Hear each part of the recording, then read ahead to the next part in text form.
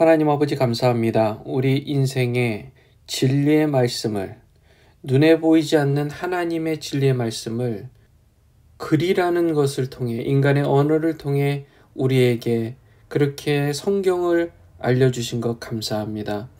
하나님 진리의 말씀을 글로 써주셨기에 우리가 하나님 그것을 언제나 우리 삶에 부여잡고 읽으며 또 삶에 적용하게 해주신 것 너무너무 감사합니다. 만약 하나님 우리에게 글로 써진 하나님의 진리의 말씀이 없었다면 우리는 엉망이었을 것입니다. 주여, 우리도 하나님의 그 방법을 배워서 우리 삶에 보이지 않는 것을 보이는 것으로 언어화할 줄 아는 지혜를 허락해 주시옵소서. 예수님의 이름으로 기도합니다. 아멘. 오늘 느헤미야 7장 61절에서 73절 말씀을 통해서 평신도 느헤미야, 기록했던 사람을 같이 이야기를 나눠보도록 하겠습니다. 우리 언어라는 게 있어요. 언어는 본래 그렇잖아요. 본래 먼저 글로 써지는 게 아니라 먼저 소리로 말하고 소리로 듣는 게 언어였습니다. 그렇죠? 소리로, 입에서 소리로 나가고 귀로 듣고 그것을 이제 그게 이런 의미구나 라는 것을 알게 해주는 게 언어였단 말이에요. 우리나라 훈민정음이 먼저 생기고 나서 조선말이 생긴 게 아니라 조선말이 먼저 있고 나서 그것을 글로 만든 것, 기호화한 것을 우리가 훈민정음이라고 하잖아요. 모양이 우리가 손에 잡히거나 모양이 눈에 보이거나 한 게 아니에요. 원래 언어는. 그런데 그 언어를 글자화한 게 이제 글씨가 되는 거죠. 그렇게 이제 훈민정음이나 또 여러 다른 언어들이 그렇게 글자화한 거죠. 그러니까 성경 말씀도 가만 보면 원래 우리 사람이 만든 게 아니라 원래 눈에 보이지 않는 어떤 것을 사람의 언어로 기호화하여 글씨로 만든 거예요. 그게 성경책이 된 거잖아요. 모든 게 다 마찬가지입니다. 모든 게 다 마찬가지예요. 우리가 눈에 보이는 것, 보이지 않는 것, 느낌, 우리의 생각 이런 것을 글로 담는 것이 매우 중요한 거예요. 매우 중요합니다. 글로 담는 거예요. 예를 들어서 우리가 요즘 가을 날씨를 보면 이제 가을 날씨 점점 이제 선선해져 가고 있잖아요. 제가 지금 가을 날씨 얘기하면서 선선하다는 말을 썼잖아요. 선선하다. 그 선선한 게 무슨 뜻인지 알죠, 여러분? 선선하다. 덥지도 않고 춥지도 않은 그렇게 살살 부는 바람을 통해서 좀 상쾌한 느낌의 그 기온, 그 날씨, 그것을 얘기한다는 것을 여러분 아시잖아요? 그러니까 원래 선선하다는 말 자체가 원래 있었던 게 아니라 원래 그 개념이 먼저 있었던 거예요. 원래. 춥지도 않고 덥지도 않고 그 뭔가 있잖아. 그거 뭔가. 그걸 우리 이름을 붙여보자. 선선하다 어때? 그래, 선선하다. 그래서 어쩌다 보니까 선선하다라는 말이 나오면 그거, 이거, 그 뜻, 그래 이 뜻 하고 서로 공감을 하는 거예요. 그게 언어입니다. 그래서 원래 개념이라는 게 있고요. 여러분 개념이 있고 그 개념을 이제 언어화하는 거예요. 언어화. 그래서 언어화하는 데 있어서 그것을 눈에 보이는 글씨로 만드는 게 매우 중요합니다. 글씨.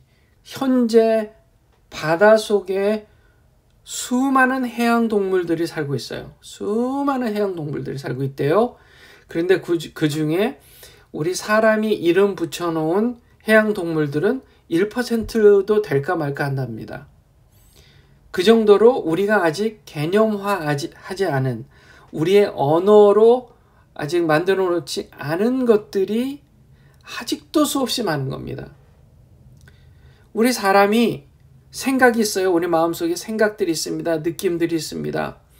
그런 생각이나 느낌들을 아직 언어화하지 않은 것들이 아직도 많다는 사실입니다. 자, 오늘 이제 느헤미야의 모습을 보면, 느헤미야의 이야기를 보면, 이 평신도 느헤미야는요, 그런 것을 했던 사람입니다.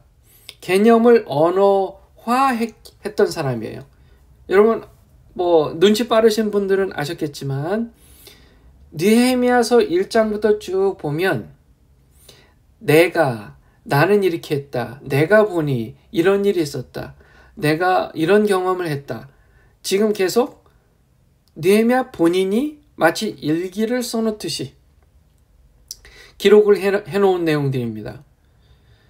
느헤미야는요, 기록했던 사람이에요. 자기가 경험했던 것을 꼼꼼하게 다 기록했던 사람이에요. 이 노트하고 또 우리 어렸을 때부터 우리 일기를 쓰는 게 좋다는 얘기들 하잖아요. 그 이유가 거기에 있습니다. 뭐냐 하면 우리 생각 속에 돌아다니고 있는 많은 개념들을 내 언어로 딱 만들어 놓는 겁니다.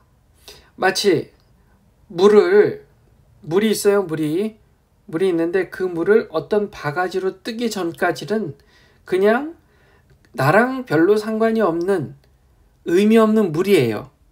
그런데 내가 갖고 있는 바가지로 물을 싹 풀면 그것은 내 바가지로 남은 물이다 라는 나에게 의미 있는 대상으로 바뀐다는 거예요. 여러분 이해가 되시죠? 느헤미야는요, 그 비밀을 알고 있었어요. 그 비밀을 알고 있었습니다. 느헤미야는 본인이 자기가 지금 성벽을 재건하는 것 처음부터 끝까지 계속해서 그 일들이 이제 지나가 버리면 다 잊혀질 일들이지만 너무나 중요하고 의미 있는 일들이기에 다른 사람에게도 그 의미를 전달하기 위해서 꼼꼼히 일기를 쓰듯이 다 기록했던 거예요. 그런 사람이었기에 이제 성벽을 재건 다 했어요. 52일 만에 재건을 했습니다. 그리고 나서 뭘 했냐면 이제 그 성벽 안에 사람들을 불러 모아야 되잖아요. 유다 백성들을 불러 모아야 되잖아요. 이스라엘에게 속했던 사람들을 불러 모아야 되잖아요. 성벽만 덩그러니 있는 것은 무슨 의미가 있어요? 그러니까 사람들을 불러 모았습니다. 자, 느헤미야가 사람들을 불러 모으기 전에 이미 스룹바벨, 그 다음에 에스라가 불러 모았었어요. 스룹바벨은 느헤미야 전 한 100년 전에 이미 1차 기환이라고 하는데 포로들로 잡혔었던 페르시아에 잡혔었던 유다 백성들을 이 예루살렘 땅으로 1차 귀환하게 했었어요. 이 스룹바벨이요. 그리고 나서 에스라가 또 그 일을 했습니다. 에스라가 2차 귀환. 그래서 2차 귀환이에요. 그리고 나서 오늘 이제 본문에 느헤미야가 3차로 BC 444년에 페르시아에 있었던 유다 민족들을 이제 이렇게 다 이제 예루살렘으로 귀환을 시킨 거예요. 그리고 그냥 귀환시킨 게 아니라 이제 오는 사람들이 쭉 있잖아요. 그 사람들을 그냥 와서 살아라 이렇게 한 게 아니라 이제 명단들을 다 작성한 겁니다. 이름이 뭐냐, 식구가 누가 있냐, 식구들 이름 다 뭐냐, 나이가 몇이냐, 원래 유다 민족이 맞냐, 원래 어느 민족이냐, 이렇게 해서 이제 그것을 다 기록을 한 게 오늘 읽으신 내용 또 이전에 7장의 내용들에 다 이 내용들이 누가 누구의 가족이고 또 누구의 자녀고 하는 게 다 지금 기록되어 있는 게 지금 오늘 61절부터 61절에서도 계속해서 연결되어서 지금 얘기하고 있는 것입니다. 자, 그러니까 느헤미야가요 기록했던 사람이라 그랬습니다. 그래서 이 지금 사람들의 명단들을 쭉 쓰는 거고요. 어디서 왔고 어디 출신이고, 예를 들어 달멜라와 벨하르사와 그룹과 앗돈과 인멜에서 올라온 자들이었으나 그 사람도 어떤 사람들이요? 그들이 자기들의 아버지 집과 자기들의 시와 또 자기들의 이스라엘에 속했는지 여부를 보이지 못했더라. 증명서류가 없던 거예요. 증명서류. 너희들 거기 출신이냐? 근데 증명서류 좀, 이게 증명서류가 없으면 너희들이 진짜 거기서 올라온 걸 어떻게 확인하냐? 증명서류가 없는 거예요. 그것까지도 지금 기록해 놓은 겁니다. 그들은 들라야의 자손과 도비아의 자손과 누고다 자손으로 642명이었더라.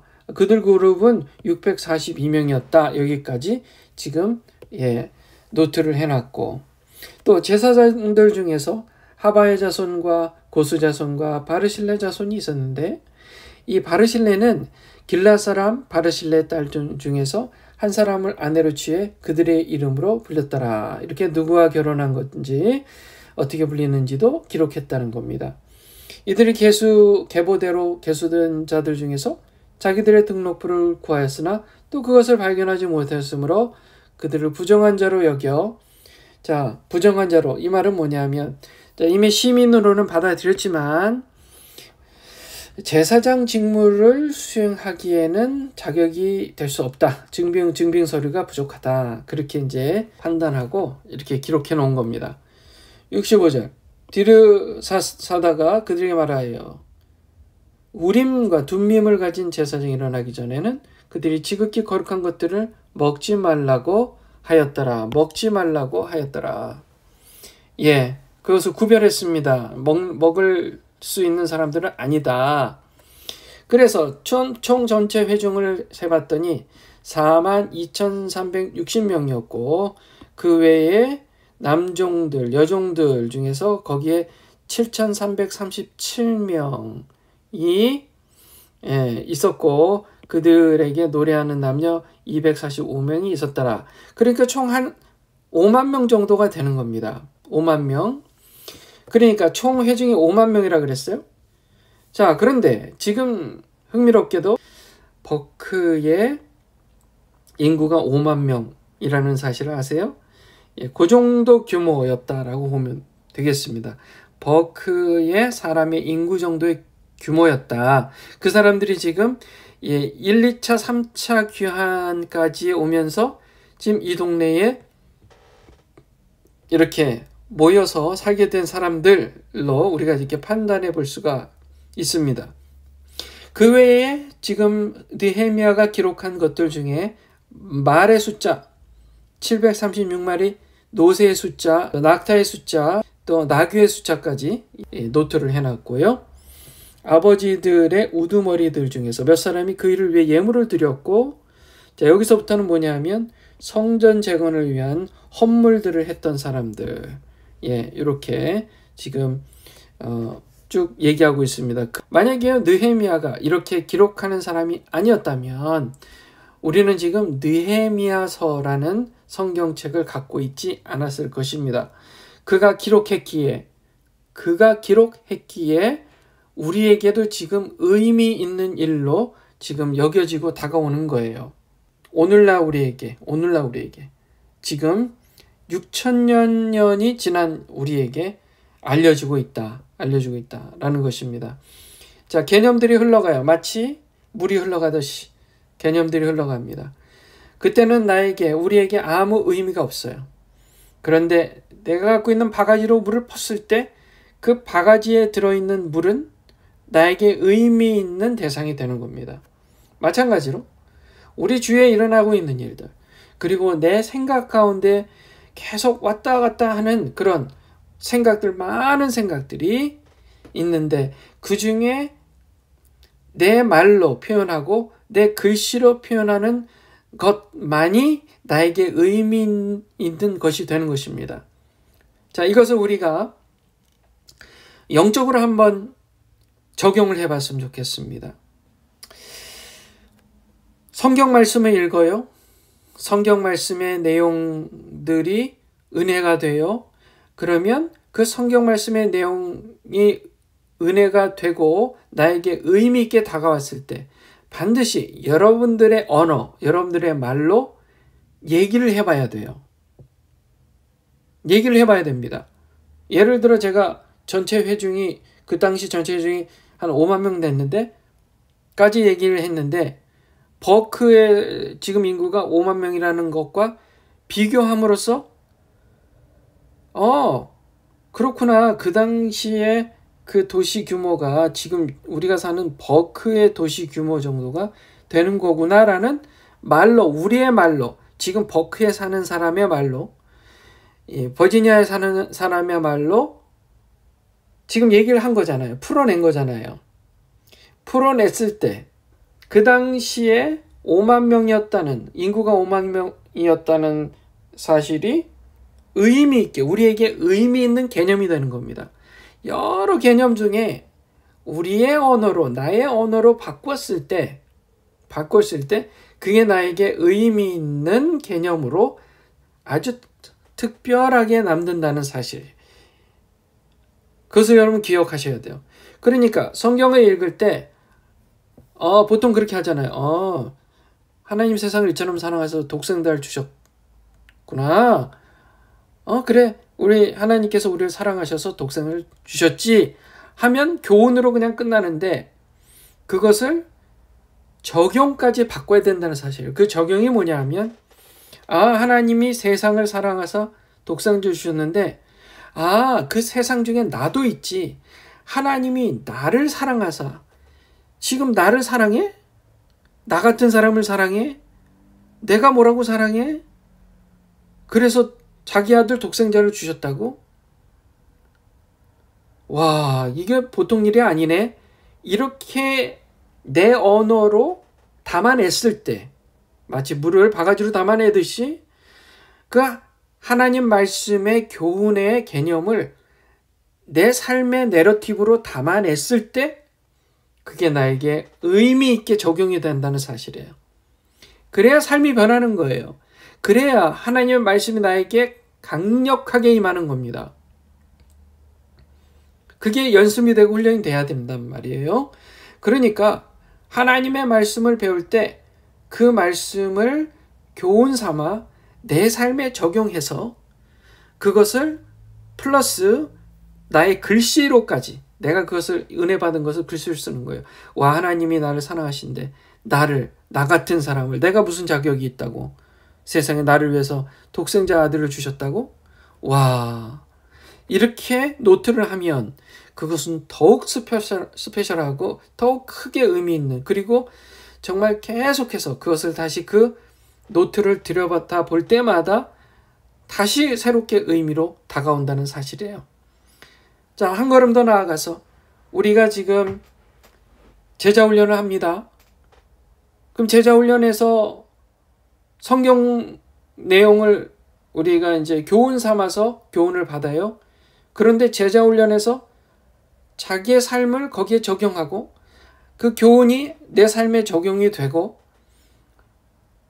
그런 시간으로 보냄으로써 내가 좀 더 하나님의 말씀으로 살아낼 수 있는 제자가 되는 겁니다. 그래서 우리가 삶을 나누는 거예요. 이런 제목, 기도 제목이 있는데, 요즘 이런 문제가 있는데, 요즘 이런 고민이 있는데 하나님 말씀을 나한테 적용해 보니까 이게 되더라. 그랬을 때 그것을 얼른 제자훈련 노트에다가 적는 거예요. 아니면 본인이 갖고 다니는 노트에다가 작은 노트를 준비해서 적어가는 거예요.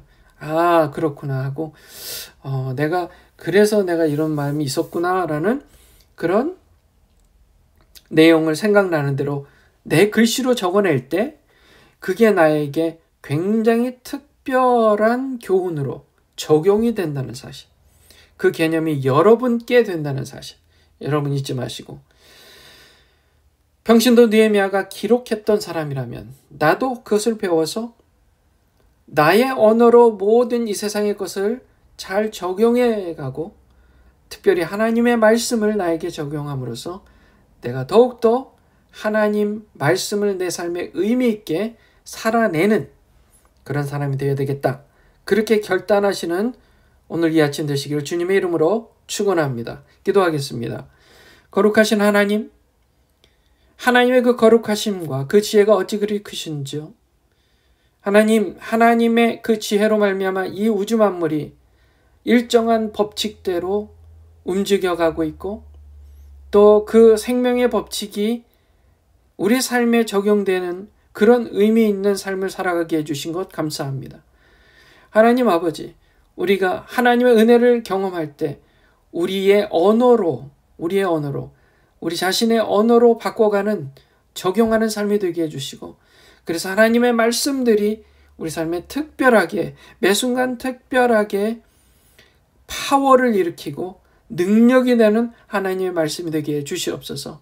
우리가 게으르지 않고 부지런히 글을 쓰고 읽고 또 느낀 점을 다시 노트하는 그런 그리스도의 제자가 다 되게 해 주시옵소서. 예수님의 이름으로 기도합니다. 아멘.